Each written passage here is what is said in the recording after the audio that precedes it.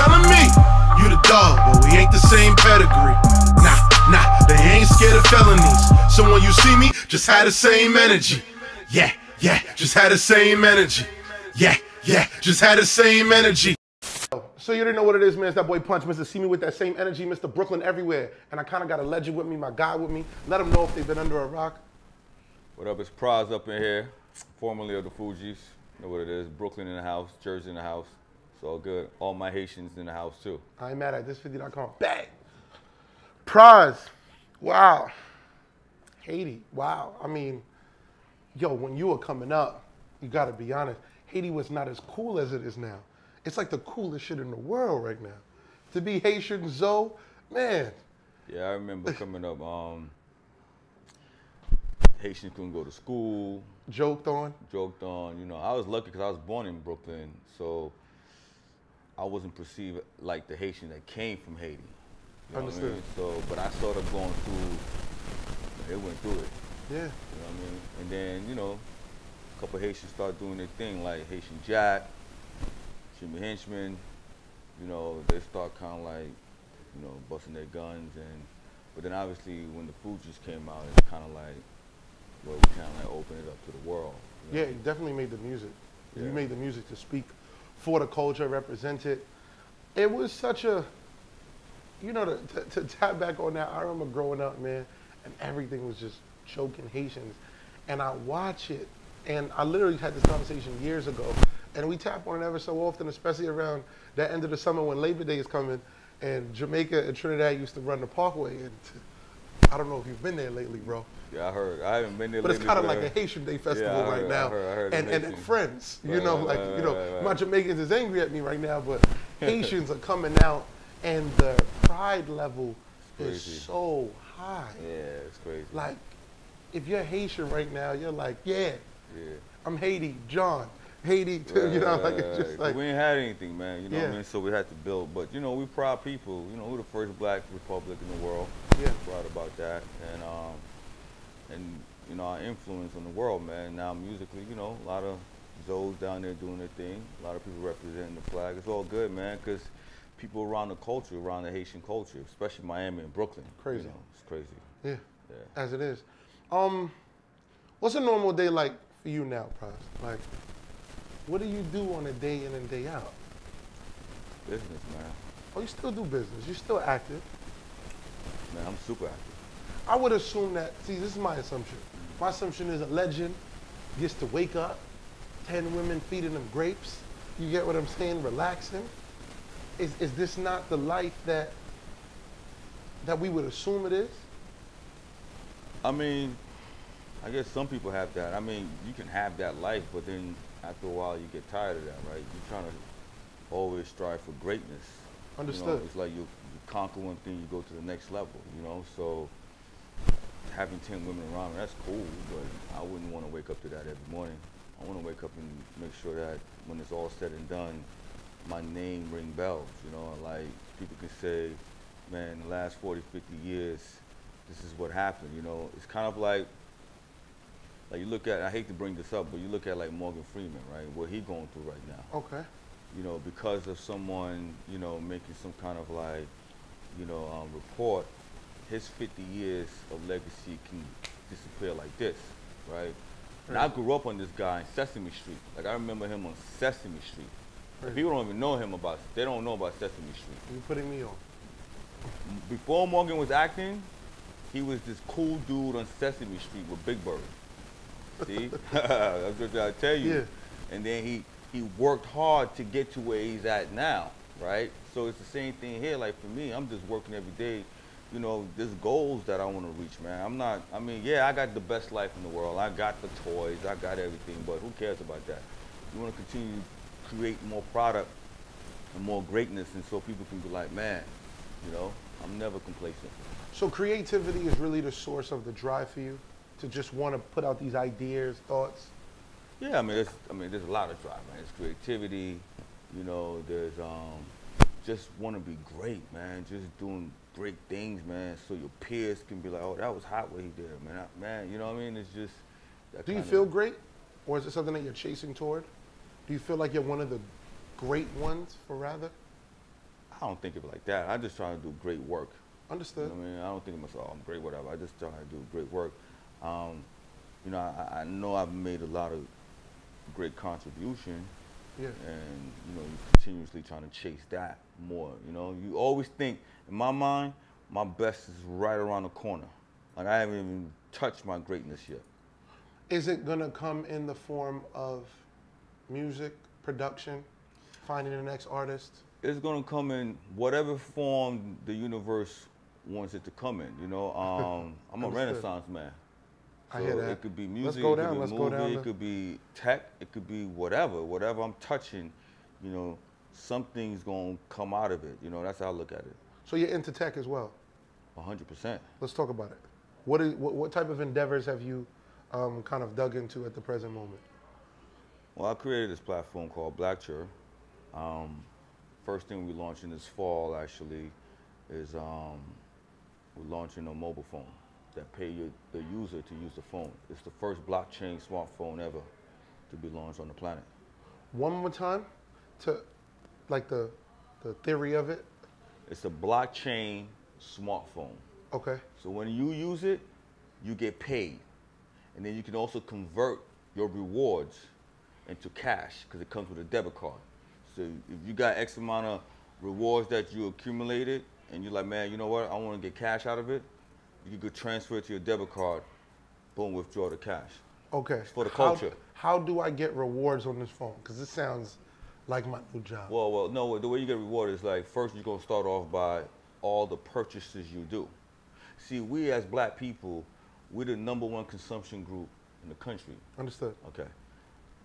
The numbers are staggering. Over $1 trillion in 2016. Okay, that we spent, right? And so, but we don't get any of that back. Understood. On this particular mobile phone device, you make purchases, you're gonna get rewarded back. Oh, okay. Right? I get it. So now think about this.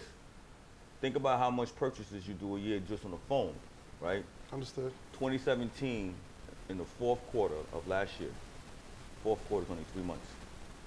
The country spent $31 billion just on the mobile phone, right? And we are one of the largest contributors to that.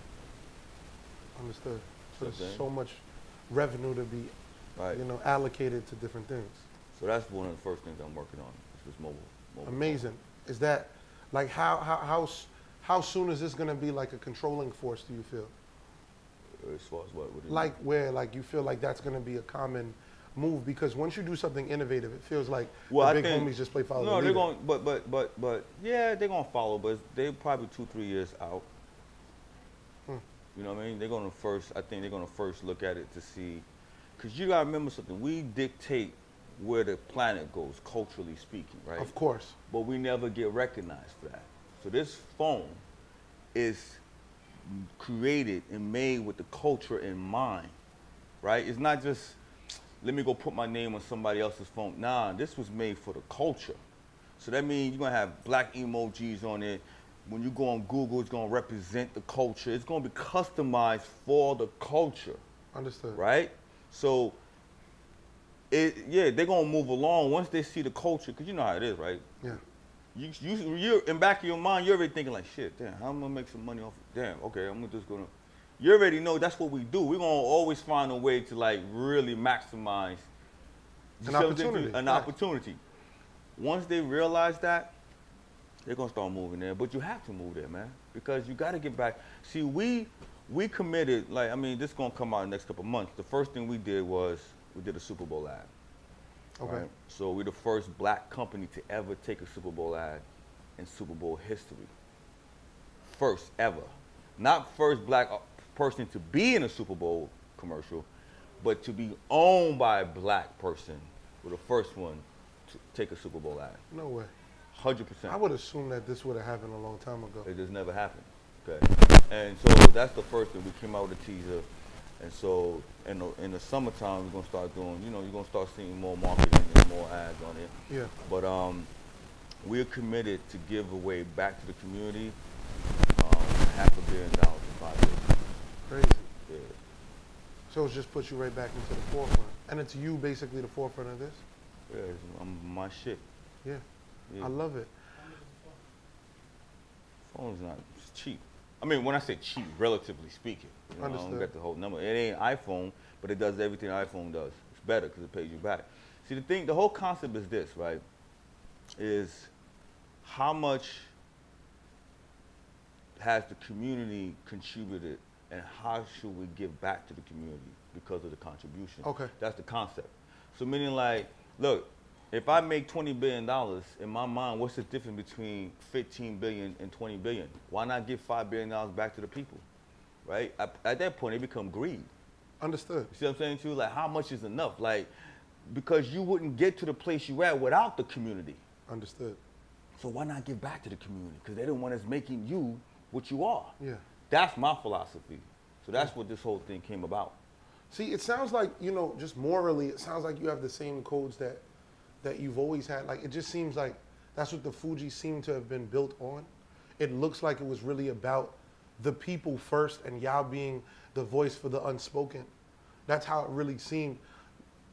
Did much of your values change from you being the figure, the Fugees, the superstar, to now? Did you feel like you've changed much? Nah, I ain't changed. I mean, that's always, listen, man, at the end of the day, I love my people, you know, especially being Haitian, knowing the struggle we went through. When I say we, meaning black people in the very beginning, and look at what we're going through right now, right? And my whole thing always been like, yo, we could have fun and all that shit. Listen, I'm like any other person out here, man. I love to be, you know, piping. I love the cars. I love the women. I love all of that. But at the same time, my people are suffering, and we're not getting our just due. And there's a lot of cultural appropriation going on, too, at the same time. So I always felt like, man, I got to give something back. I'm not saying I'm not going to benefit from it 100%. Understood.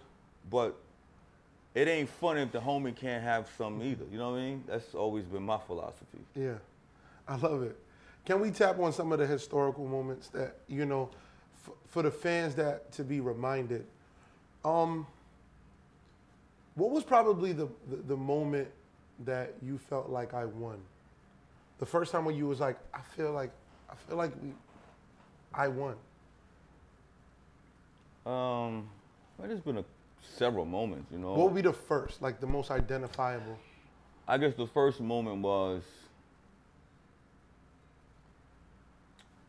when we put out the score 20 plus years ago.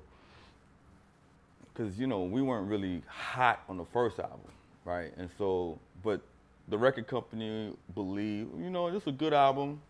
You guys will go gold. So they figure like the first week, you're going to do a nice number, top 10, but you're going to do the hip hop drop, right? And that was like a known thing then. that was known. And so we came out the first week and it went up by 30,000. Like, whoa. They were like, wait a minute. It must have been, okay. You definitely doing a hip hop drop. The third week. Third week, it went up by like 50,000. You know, and just kept going and going. And that was the first moment. And then when I really know it was real is when it came like maybe like a month later. Label out of nowhere, it was like, all right, we're gonna get each of y'all $1 million check. Just. Is this advance money? They call it non-recoupable.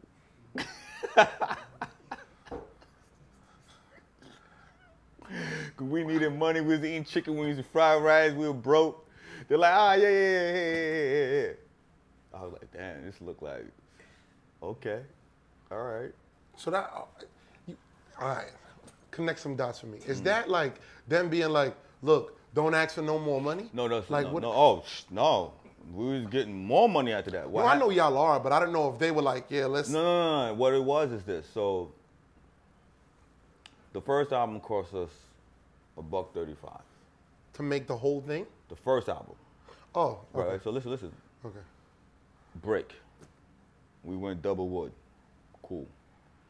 They were about to drop us. They were like, you know what? We'll give you $125. 10,000 less than the first time.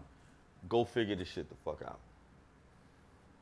And that was the score. So by the time they went in to go put some marketing money, that $125 already sold over 1 million records in like 3 weeks. Right? So it was kind of like they were just giving us back our money, really. You know what I mean? Because it's like, it didn't cost $1 million to make the album and go shoot a video for another $1 million. It was $125,000 to make the score. What a flip. Crazy flip, right? What a 20 flip. million records later, right? When you're making, when you're developing, you made a classic. Like, this is, I say it so fast.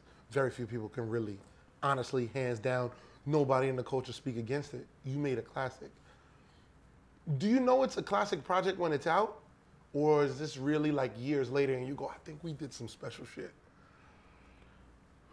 I mean, I think every artist, you know when you got something that's right, when it feels right.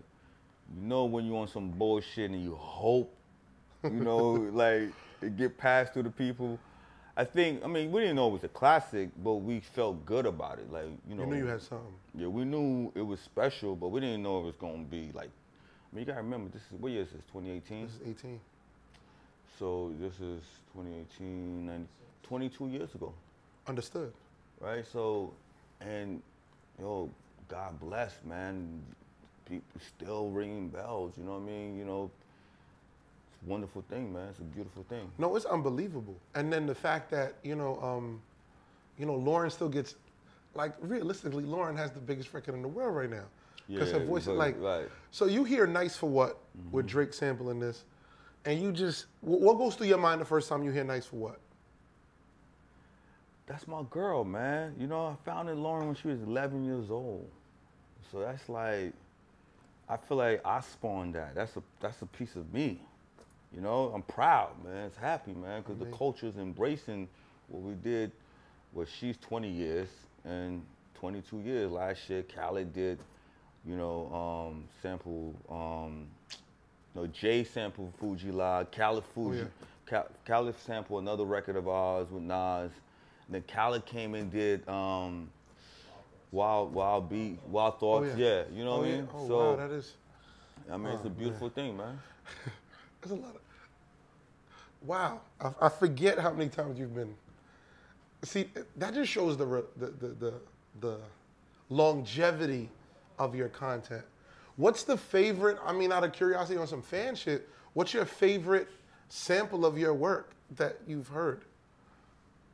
That you like? They did a fantastic fucking job. I like what Jay did. With I happen to like that record, so I like all of them, man. I mean, listen. You know, the old school artists, what we used to sample, used to make a big thing out of us sampling them. To me, I look at it like it's paying homage.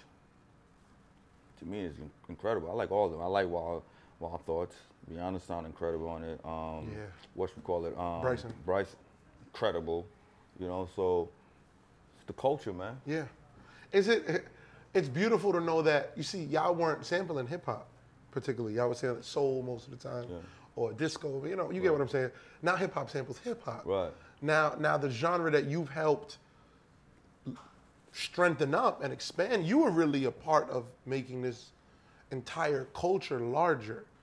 Do y'all get the credit that you deserve? I don't really think of it like that, man. I don't sit back and think about that. I just think about, let's just keep it going, man. Just try to, you know, reinvent yourself and just try to add to the culture. I'm just trying to add. That's why I'm so happy where I'm at right now, because like with this tech that I'm about to put out, that's my way of adding to the culture. You know? You still feel like it's the same way, but it's not through music. It doesn't matter because it's expanding the culture though. And like what Dr. Dre did, he expanded the culture. What Jay did, what Puff is doing with Ciroc and Revolt Television. I mean, bro, we didn't have shit 20 years ago, man. Yeah. You know what I'm saying? Being here, this is 50 shit. Yeah. You know what I'm saying to you? That's expanding the culture. We're not just subjected to just music, we expanding it, man. You know, without hip hop, bro, we wouldn't be doing, we have created millions of jobs because of something that was created in the Bronx that expanded to Brooklyn, Harlem, and just grew, bro. You know what I'm saying? Where we would be without hip hop? I couldn't tell you. I know I wouldn't be very well off. Because it's Yo. like so much of my hunger, my vision. I grew up on you. You get what I'm saying? I grew up on Ghetto Superstar. Like, I played that record 2 nights ago in the club. You get what I'm saying? Like, it's I still play it. You know, like, no matter what happens, it's like. You know the thing is, not to cut you off, I'm gonna quote right what you just said. See, what hip hop has done, it allowed us to come to a place where, even though they've tried many times to take it away from us, this is one thing that they can't take away from us. For example, they took rock and roll from us, they took jazz away from us. For 75 years, up to last year, the #1 genre of music was rock and roll on this planet. And like, that was the most sold genre of music. Last year, hip hop just surpassed it. I remember that, yeah. But there's been some imposters and infiltrators that come in, try to, you know, snatch the culture away from us, but they just can't, right? That's the one thing they can't take away from us. And we've been able to take that and flip it. And flip it like Dre been able, like I said, to do what he's done. People doing merchandising, just expanding the brand. Sport teams, they buying everything. Yeah, they buying everything. Yeah. But that's our 40 acres in the mule. Okay. See what I'm saying to you? Yeah. That's what we deserve plus more. And you know, I'm gonna tell you this, man. There's been this debate going on between my generation versus the new generation, right? I feel like, man, what this generation is doing right now is incredible, because their whole vibe is not about, well, who produced this record? Who's on the record? It's about, is the shit lit? Is it piping? That's all we give a fuck about, right? But what you also starting to see is the entrepreneurship, right? Thanks. Chance the Rapper, Childish Gambino, they own their shit. Yeah. Youngin, they own their shit. Nobody in my generation would have ever taken that chance. They're too scared because they're so used to being in the system, right? Because that's how we were trained. You gotta be signed to Sony, you gotta be signed to Universal, you gotta be. This generation's like, what the fuck are you talking about? 100%. Childish Gambino did 100 million streams. Own his shit. In like 3 or 4 days. Own his shit. That's what I'm talking about. And he's shooting at the government, he's shooting at the side, he did it, what he did, you know, 2-3 weeks ago when he put out This America, is so culture changing that it can't be, you know what I mean? He's just telling them, all of the bad shit you're doing, we're seeing it. Right. We're gonna get past this, right. But we're seeing We're seeing it. That's the point I'm making. Unbelievable. So that's all the culture. Correct. I I get exactly what you're saying. Period, man. That's what's so beautiful. What's the so why is the generation seem like it beefs so much? Because it really does. It really does seem beef? like, yeah, it does. It feels like, straight up, it feels like a lot of your counterparts, your draft class, my draft class. against our draft class now, where it just seems like y'all not doing it how we. But you seem so embracing of it. Why do some of your counterparts shoot at it so much? I think part of it, they don't have the luxury to embrace it the way I can, right? Meaning that, you know, maybe I'll be mad too if think of it like this. I remember when I was coming up, there was a generation before me that didn't like what we were doing, right? What I come to find out is, wow. What it is that you look at how, so the generation before me didn't like what we were doing because we were selling so many records that they weren't selling at the time, and we were making so much money that they wouldn't make in that time, and they were basically the pioneer of it, right? I didn't know that though. Because they talk so much about the 90s golden era, and y'all are a part of that I didn't know that the 80s golden era was beefing with y'all. I didn't know this. Yeah, I thought y'all was all, because they talk about 90s era, like, y'all could do no wrong, well, bro. The 90s, I'm going to say this to you. Like, the 90s really expanded it to a whole different level. But what this generation did, so I think the reason why this generation, so the 90s feel like, my counterpart, my drive class feel like, they don't really respect what we've done, right? Crazy. And then this generation feel like, well, the reason we don't respect you, because you don't respect us, you calling us this, and the third, right? It's just a matter of like, them coming in and really communicating with each other. So it's kind of like this you know, everybody just posturing to me, in my opinion. You know, like, I be hearing my people in my generation be like, man, that's mumble rap, or what's this? Nigga, this shit, if it's hot, it's hot. You're gonna have some shit that's not hot, that popped off. Same thing happened in the 90s. You had some motherfuckers that was hot in the 90s that was like, yo, this shit sound trash, but they popped off. Right. It's in any generation. Understood. Right? So I feel like each generation brings something to the table. And what I love from this generation, I wish what this generation created, that we had that. Can you imagine if I sold 20 million records and I own my shit? That's $200 million, bro. You know who owned that shit? The record company. Understood. That's who owned that shit. Yeah. So if I had that mindset, Fugees went independent, Jesus, and we sold 200 million records and have over 1 billion spins. Come on, bro. So I gotta respect that generation. I'm like, yo, they got balls. You had to deal with bootleggers, bro. Huh? You had to. We had to deal with bootleggers. We had to do all types of bullshit.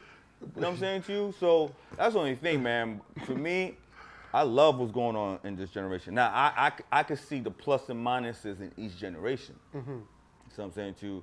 Like, I know what my draft class brought in, right? Like if you look at the Kobe Bryant, the Michael Jordan draft class versus the LeBron or the KD. Kevin, it's different. Like, there's plus and minuses to the Michael Jordans, there's plus and minuses to the KDs and Kobe. Same thing with this generation. Yeah, I get it.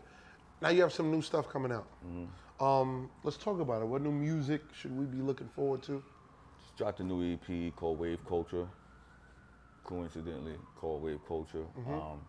Got your girl on the Young M.A. Yeah.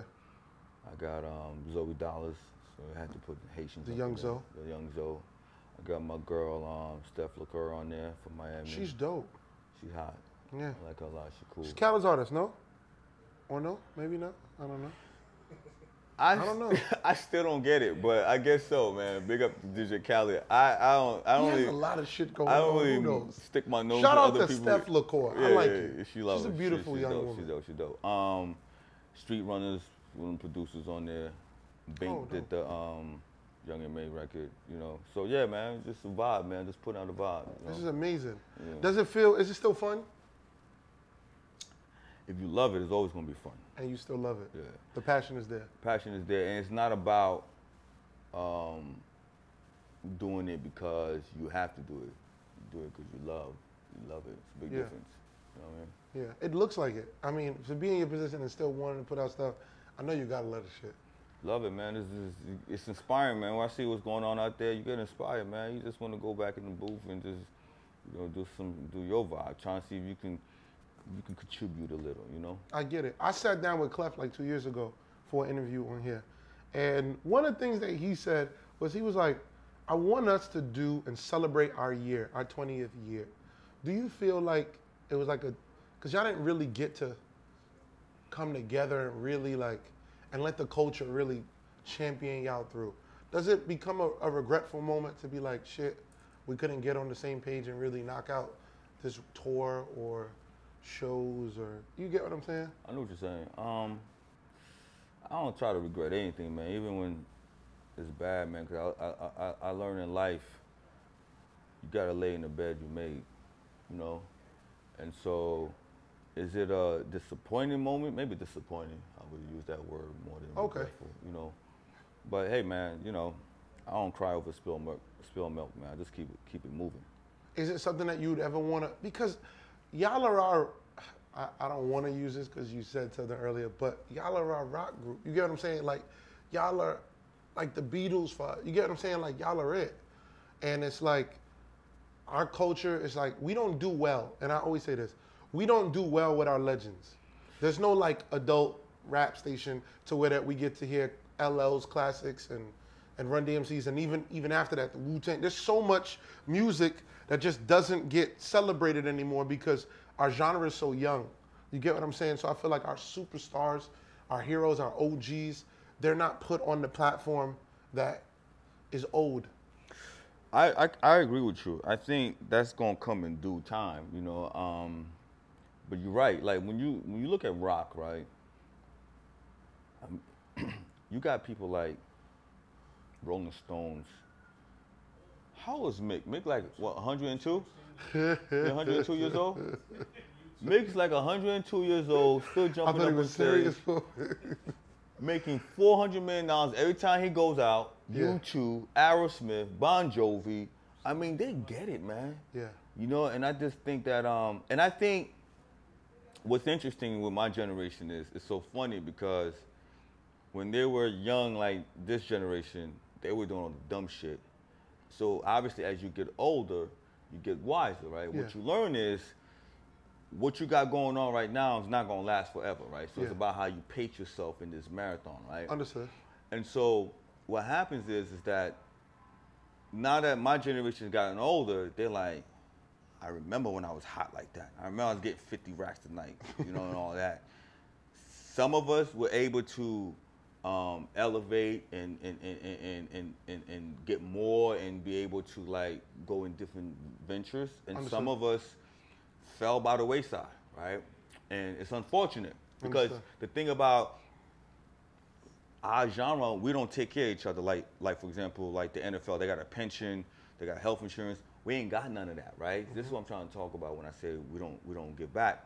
Meaning like the people who made all the money off of us, they never thought about, you know what, just in case he comes out, Punch got a, you know what, Punch, you're gonna have a pension plan. Reason OJ's running around the way he is because he got a pension plan. Don't matter what's going on, he know he's gonna get a check till he basically get bread. die, right? We don't have that, right? Even actors, they have SAG.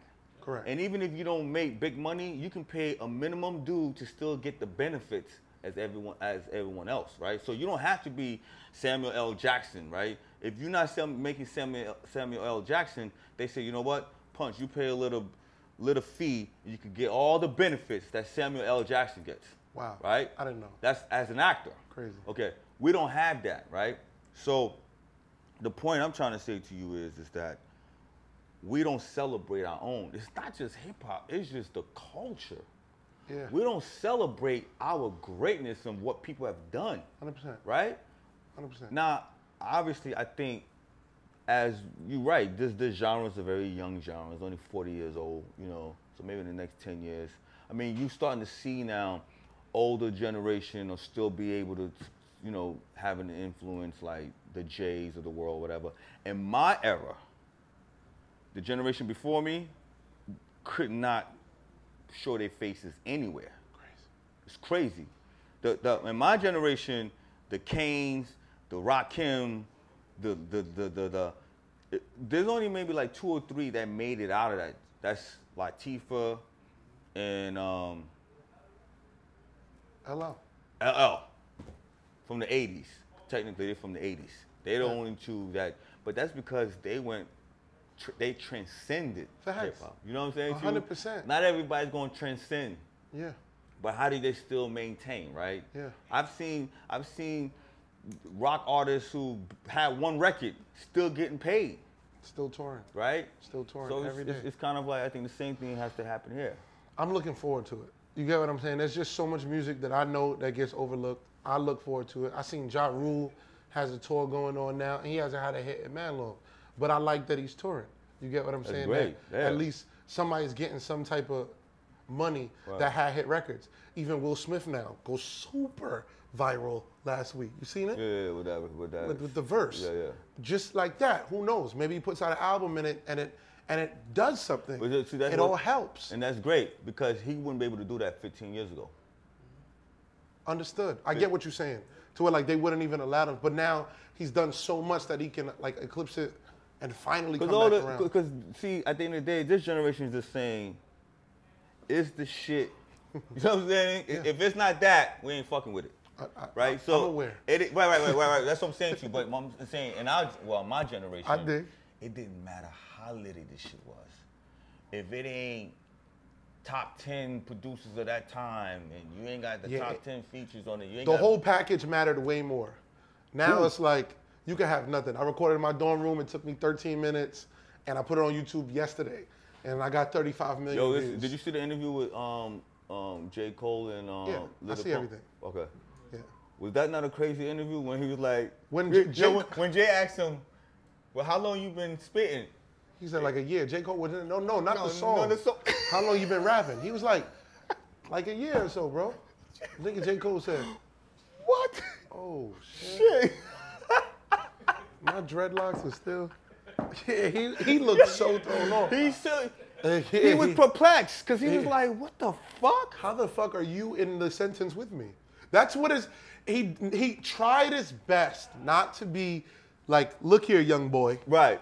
But how the fuck is your name with me?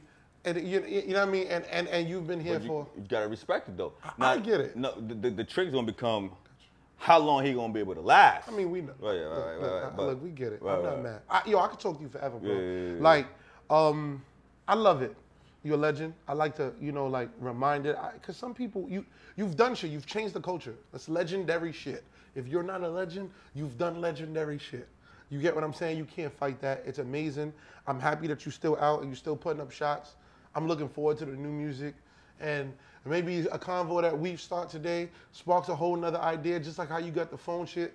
Maybe somebody really puts this adult rap into like form on radio to where that this hip hop lives on, and we just keep doing dope shit. You know what I mean? I love it. I appreciate the convo. Like I said, I'm the young guy. I try my best to know as much as I can about this whole shit, and I love it. Hip hop is life, man.